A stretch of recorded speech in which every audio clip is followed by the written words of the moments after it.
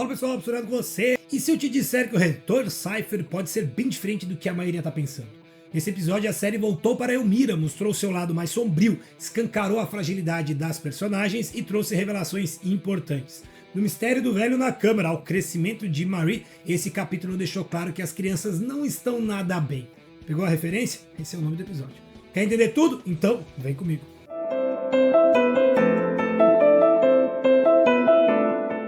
O episódio abre focando em Seifer e de novo o velho na câmera está lá. Ele continua imóvel, completamente dependente. E o Seifer age como um cuidador, tá? Ele alimenta, limpa, dá banho e tudo isso enquanto toca música clássica no fundo. Mas a série nunca mostra essas cenas à toa.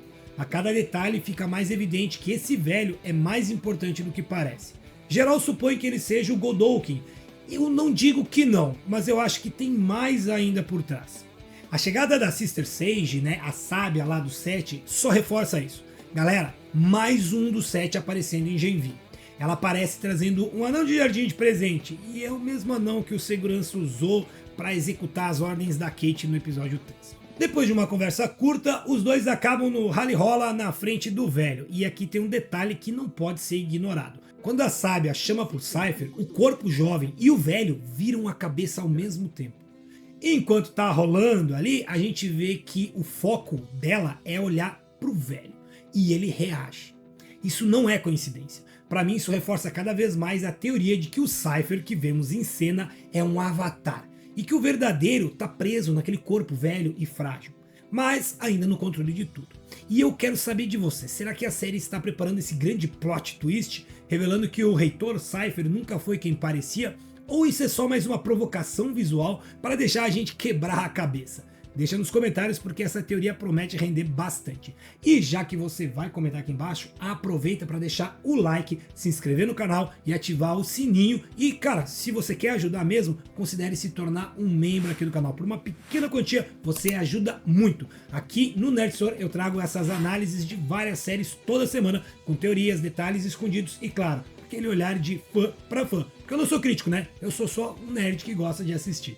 E retornamos para a noite da luta. Marie e Jordan enfrentam os jornalistas e lá vem crítica, tá? Uma repórter surge com aquela pergunta polêmica sobre vantagem biológica, questionando se a Marie acredita que atletas trans devem ser expulsas de competições.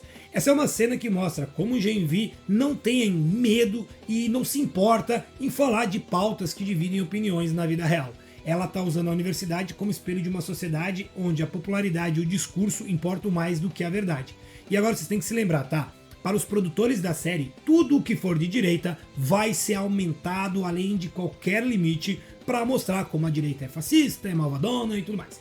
Eu vou deixar aqui uma crítica, tá? À produção de todo esse universo de The Boys. Ah, é o do T de direita, bolsonarista, patriota, não sei o que. Não sou. Não tô nem aí se a série tá metendo essas pautas. Para mim tem mais que falar mesmo, eu acho muito bom que se fale sobre isso. Mas o que eu vou criticar aqui é como a série se afastou dos quadrinhos. E como ela se posicionou, sendo que os quadrinhos não têm isso, tá? Nos quadrinhos não existe lado. Eles batem nos dois espectros do mesmo jeito. Nos quadrinhos, a Voight, o Capitão Pátria, toda essa indústria é terrivelmente merda. Mas o outro lado, que é comandado por caras como Billy Bruto, que é tão escroto quanto o Capitão. Ah, mas a Luz Estrela, nos quadrinhos ela tá lá, mas ela também não é tão santa assim e nem é a protagonista. Os quadrinhos mostram o lado sujo de todo mundo. Mas, bom, eu já falei sobre isso no outro vídeo sobre o Genvi, eu não vou ficar falando todo episódio sobre isso. Então, foi a última vez que eu falei disso. Vamos voltar pra série, tá? Jordan, ela tá completamente destruída por dentro, porque ela sabe que foi controlada totalmente por Seifer, sem nenhum poder de escolha. Essa impotência deixa ela revoltada, que é outro tema bem interessante que a série traz sobre o controle do homem hétero cis branco sobre o corpo feminino. Mas as coisas ficam mais interessantes quando o próprio Seifer surge e diz que tudo aquilo foi um teste para Marie, um caminho para ela se tornar mais forte. O mais surpreendente é que a própria Jordan acaba admitindo, talvez ele esteja certo, talvez a Marie realmente seja a mais poderosa entre eles. Isso cria essa dinâmica que é nova na série, onde o grupo vai começar a enxergar a Marie realmente como a Odessa, né? Ela é o projeto Odessa. Ao mesmo tempo, descobrimos que Kate foi parar em Elmira, a prisão instituto para adultos supers. Aqui a série se aprofunda no tema da humilhação e do controle.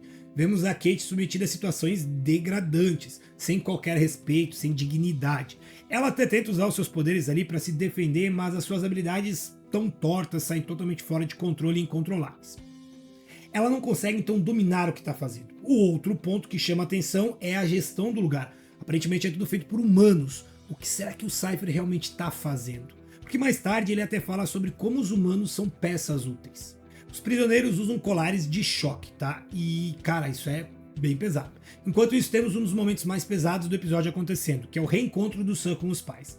Eles tentam manter aquela fachada de normalidade, mas dá pra ver neles que, cara, estão apavorados com a volta do filho. A conversa é bem tensa. Eles falam sobre o passado, sobre como a Voight mentiu dizendo que ele estava morto e sobre a perda, né, do Golden Boy, do outro filho deles, como eles ficaram arrasados com isso. Ele parece até estar indo bem, mas em um determinado momento ele vê a mãe no celular e, cara, a mente dele tá acabada, né? Ele não consegue lidar com esse tipo de situação. Ele surta e ele, na cabeça dele, acha que a mãe tá ligando pra Voight pra levar ele de volta. E a paranoia escala, assim, em segundos. Ele quase mata o pai nesse ataque de raiva. É uma cena que choca, tá? Não só pela violência, mas pelo que ela representa. E a gente vê que a série vai muito mais profundo. Essa segunda temporada ela tá muito mais profunda nessa questão das doenças mentais dos jovens. Então fala sobre bulimia, agora sobre essa questão de esquizofrenia. Então, gente, dá pra gente falar da série de uma forma bem mais ampla aqui e se focar em saúde mental também. Mais tarde, quando a mãe finalmente confessa que deu o composto V pro Sam, ela diz que fez na crença de que isso protegeria de uma doença genética da família, que é o mesmo mal que parece ter atingido um tio dele, né? Então ele percebe que a sua mente instável não é culpa da mãe, do pai, do composto V, mas da loteria da genética. O Sam é um personagem que flerta o tempo todo entre a vulnerabilidade e a periculosidade. Ele é uma bomba relógio que a gente nunca sabe quando vai explodir e tá sempre tentando evitar que exploda. O Polaridade tem um dos momentos mais trágicos do episódio aqui, tá? Ele depressivo, trancado em casa, claramente abalado pela morte do André e pelas revelações sobre a doença do filho. Ele desaba e acontece uma espécie de AVC, tem um colapso que escapa do controle dele. Aí, nesse momento, os objetos de metal da casa começam a voar como se a doença estivesse afetando não só o corpo, mas os próprios poderes dele. E eu acho que eles estão mostrando isso porque vai ser importante nos próximos episódios. Afinal, o filho dele morreu tentando abrir uma porta lá em Elmira. E como a gente vai ver no final do episódio, o povo voltou pra lá. Eu acho que o Polaridade deve morrer tentando fazer o mesmo que o filho, só que eu acho que ele vai conseguir. Ah, mas e tem o jantar. Em outro momento tem o jantar entre ele e o Cypher. Aqui eu quero apontar duas coisas importantes. Primeiro, o Polaridade entende que o Cypher está fazendo é para otimizar o poder dos jovens, principalmente da Marie. Mas o mais importante acontece quando o Polaridade fica furioso por causa da forma como o Cypher se referiu à forma como o André morreu. O Polaridade controla uma faca e coloca no pescoço do Cypher. Só que o cara nem se abala. Ele pega a faca, crava na própria mão, sem nem piscar. Nada de dor, ele não sente absolutamente nada. E isso fortalece mais a minha teoria de que esse Cypher que a gente está vendo é só um avatar. Um corpo controlado pelo verdadeiro, que é aquele que está na câmera hiperbárica. Seja ele o verdadeiro Cypher, seja ele o Godolkin, e para isso eu abro duas hipóteses. A primeira, que eu acho que é a mais provável, é porque a gente vê o foco no poder da Marie, tá? Então, o velho tem poder de controlar o sangue, e o projeto Odessa tem o objetivo de criar outro igual a ele para derrotar o Capitão Pátria ou para outro objetivo mais obscuro ainda. Segunda hipótese mostra o velho queimado mais parecido com o professor Charles Xavier dos X-Men. Para quem não sabe, John Godolkin, que não é o mesmo que tá lá, tá? Que é o fundador da escola Godolkin nos quadrinhos, ele é baseado no Professor X. No caso, na série, o velho, ele é baseado no John Godolkin. E quem sabe ele tenha poderes de telepatia. E assim ele controla o Cypher, que é um dos seus experimentos que tem poder de sangue. E aí, qual que é a sua opinião? Comenta aqui embaixo pra mim, porque, cara, eu quero saber mesmo. Enquanto isso, Marie, Jordan e Emma tentam resgatar a Kate, mas logo são levadas direto para uma armadilha. O plano de entrar por onde a Marie saiu não funcionou. Parece que o Cypher está vários passos à frente. O cara já está observando eles de perto e a sua reaproximação com a sábia deixa claro que nada disso foi acidental.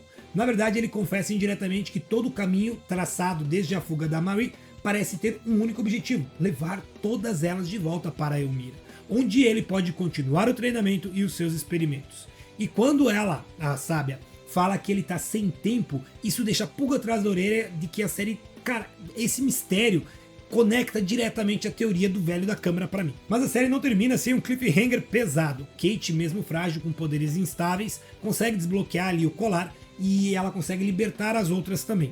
Mesmo assim, o grupo percebe que essa fuga tá meio fácil, não tem mais ninguém por ali. Não é acaso. É mais um teste planejado pelo Cypher. Jordan diz várias vezes, eles querem que a gente tente fazer isso. E é durante essa tentativa de fuga que elas encontram a Annabeth, a irmã da Marie, jogada no chão, cortada, sem sinais de vida. E é um momento desesperador para Marie, que aprofunda o drama pessoal dela. Ela se recusa a deixar a irmã partir e usa então os seus poderes para tentar reviver a Annabeth. É uma cena arriscada e bem perturbadora até, porque ela consegue puxar o sangue de volta para dentro do corpo da irmã e reanima o coração dela. É um ato de desespero que mostra o quanto a Marie está evoluindo, mas também o quanto ela pode estar cruzando alguns limites perigosos. O episódio termina nesse ponto, com a Annabeth voltando à vida e o Cypher observando tudo de longe. O cara tem um plano que a gente não faz nem ideia do que deve ser. Foi um capítulo que trouxe revelações importantes, deu andamento para a história principal e ao mesmo tempo aprofundou o drama pessoal de alguns personagens. O mistério em torno do velho e do Cypher continua crescendo e a situação de Kate em Elmira mostra o lado mais cruel desse universo. E a volta de Annabeth abre uma nova camada para a jornada da Marie. Na minha análise, foi um ótimo episódio, bem amarrado, cheio de pontos de discussão e que não deixa a história parada. Minha nota é 8,5. E agora eu quero saber de você, o que você achou desse episódio? Deixa eu tentar te explicar. O velho na câmera é o Godolkin, mas a minha pergunta é, qual o poder dele? A gente viu lá no primeiro episódio que teve um incêndio quando eles tentaram, então aquele velho tá queimado, é ele, tá? A gente não tem como escapar disso. Agora a minha pergunta é, como ele controla o Cypher? Será que ele tem poder de controle do sangue e controla o Cypher, ou ele é telepata e controla o Cypher que tem o poder de controle do sangue? Comenta aqui pra mim que eu quero saber. Também já fala se a Marie, ela tá caminhando pra se tornar uma arma contra o Capitão Pátria, ou você acha que ela continua sendo só um jogo da Void? Deixa a sua opinião aqui, eu leio tudo e respondo. E claro, tá? Lembra de deixar o like, se inscrever no canal, ativar o sininho e se tornar um membro aqui se você puder ajudar o Nerd Sor, porque isso fortalece demais o canal e garante que você não perde nenhuma análise e nem acesso antecipado e um monte de coisa, tá? Semana que vem eu volto com o episódio 6, que promete mais surpresas. Forte abraço e se cuide.